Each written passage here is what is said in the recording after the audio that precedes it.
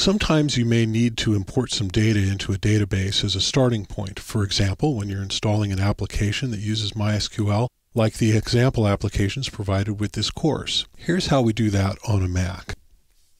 I'm going to start up my terminal application. In this case, I'm using iTerm. You can use the terminal application that comes with Mac OS X if you prefer. Now, before I invoke the MySQL command line client, I'm going to need to change directories into the directory that has the SQL files that we're going to be importing.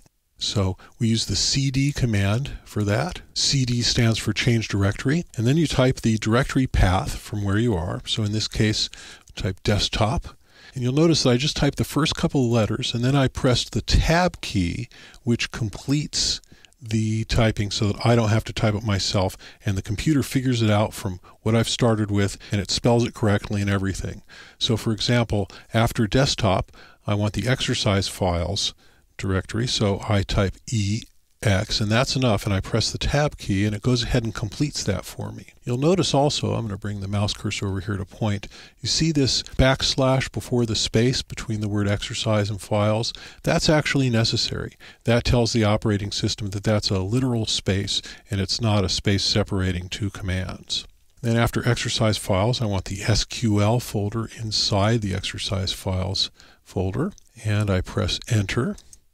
And now we are at the correct folder. So I'm going to type another Unix command here. It's called pwd, which stands for print working directory. And this will give us the directory path where we are, and we can confirm that we're where we want to be.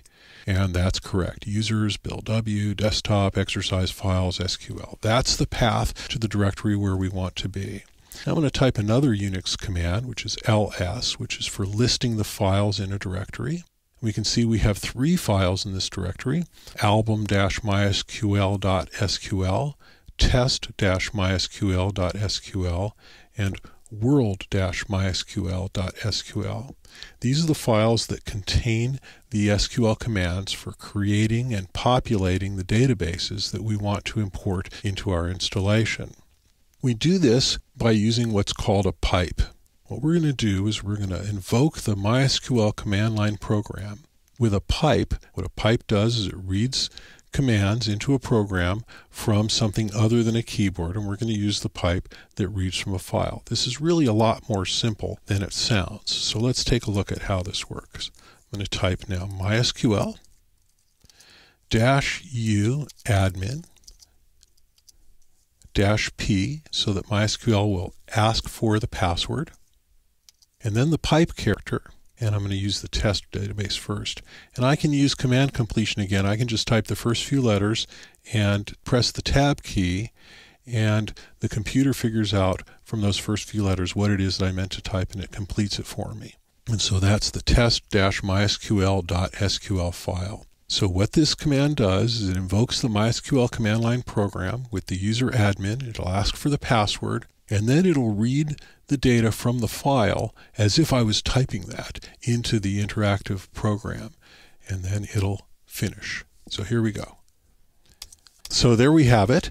That command completed. We'll take a look in a minute inside the MySQL command line application to see the data that we've imported. But let's go ahead first and import these other databases first. So we have the same command. All we need to do is to change the file name. So I'm just going to press the up arrow on my keyboard, and that'll bring up the command that I last entered. And I'm going to use the backspace key here and type the album database. AL should be enough. I press tab and it completes, and I type in the password. And finally, the world database. We'll do the same thing. Press the up arrow and backspace and type world and tab and type the password. And there we have it. Now we've imported the 3 databases into the MySQL database application.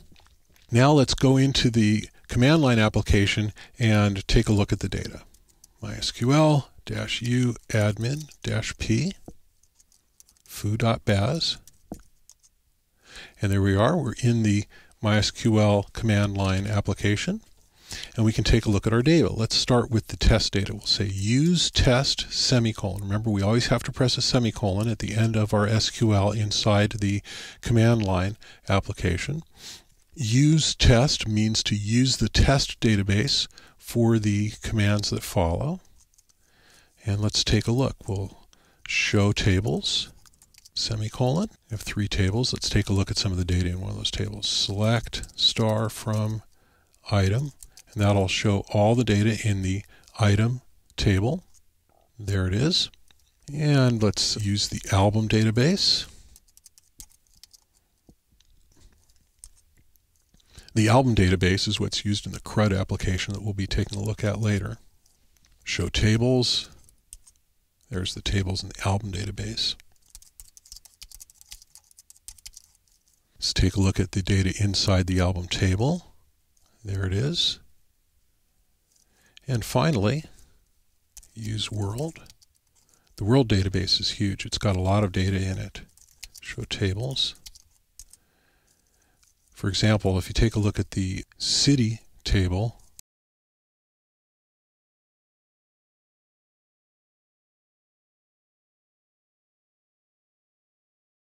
well, there we are.